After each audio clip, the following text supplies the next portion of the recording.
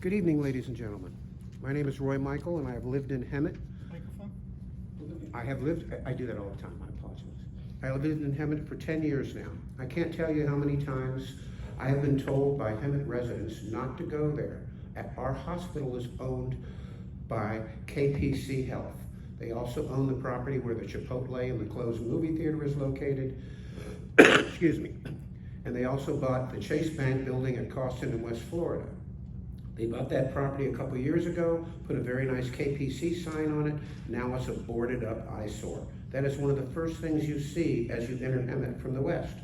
KPC was in very bad financial health a few years ago. Last year they did a temporary fix to their financial situation by drastically cutting costs on payroll, maintenance, including obviously mold detection, and closed the maternity room. Do you think the wife looking to start a family is going to move to a town without a maternity ward?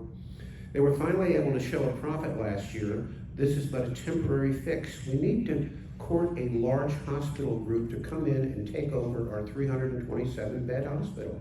We need a company like Loma Linda Marietta to come in. That's where most of Hemet people go. They have a shortage of beds. I can tell you from personal experience, I've spent a few nights sleeping on a gurney in their hallways overnight. Problem is that Hemet Hospital is no prize.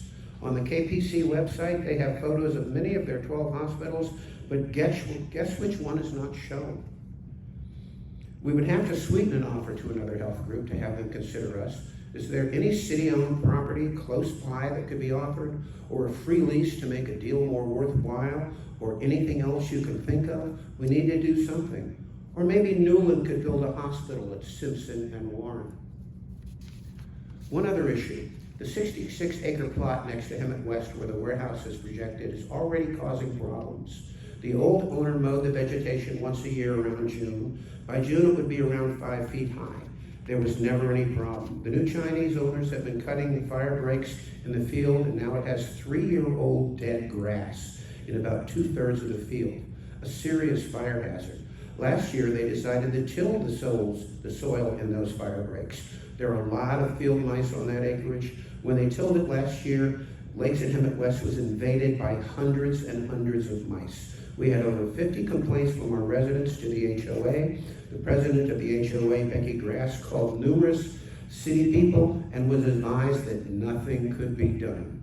This is a fire and health hazard. Can one of you make a call? Jackie? Thank you. The next speaker we have